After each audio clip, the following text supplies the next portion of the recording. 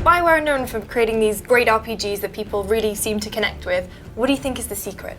Well, at BioWare we start with great stories, and we've learned over the years that great stories come from great characters. So we spend a lot of time on the characters themselves, characters you can get personally involved with, characters with a lot of depth, characters with backstory, characters with motivations. We've tried to build all of those things in the games over the years, and we're doing that now in Dragon Age Inquisition. Well, I think it's really about bettering what's gone before. BioWare has a great legacy in the RPG market, but also from an artistic standpoint. So when we're approaching a game like Dragon Age Inquisition, really we're thinking, how can we make it bigger? How can it be more lush, more creatively fulfilling? Where do you start with it? I mean, it's a big project. What's the kicking off point? So the writers often have a lot of ideas, and they start by drafting out the characters themselves, the places they want to go in the lore, the kinds of scenarios they want the player to get involved in. When we first start, we'll start talking in broad concepts. We don't want the writers to get too far ahead. So we'll say noble knight or a thief with a heart of gold. We'll just start with sort of broad strokes. What are the big do's and don'ts, would you say, of making a BioWare RPG? Always make sure the story is there, and first and foremost, always make sure players feel like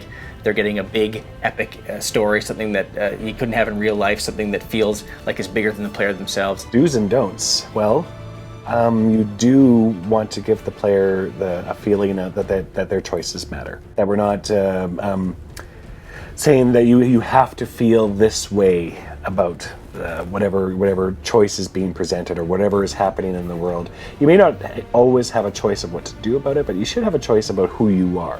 When it comes to the followers, the people who travel with you in the story, they are the ciphers through which the player interacts with all the big themes. So if we have the Templars and Mages as being two big elements in this story, we're going to want somebody who embraces the view of the Templars, someone who embraces the view of the Mages, and gives it a personal face, because otherwise these are very abstract issues. So would you say you've got any don'ts when it comes to making RPG? Yeah, I think don't constrain your player too much. Definitely players want amazing, epic experiences. You can have intimate moments, you can have smaller moments in there, but they need to be there alongside the really big moments of the game.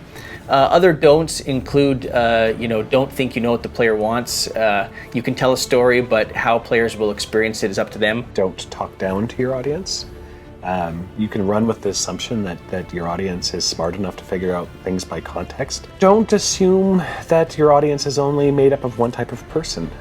There's a lot of different people that play the game. We're lucky with Dragon Age because you've got that ability to go in there and mine some really cool things. You still want to have a great story, we still want to have a beautiful world you can immerse yourself in, but the way you go about achieving that is very different. Aaron, thank you very much. And make sure you look out for more videos from my trip to BioWare.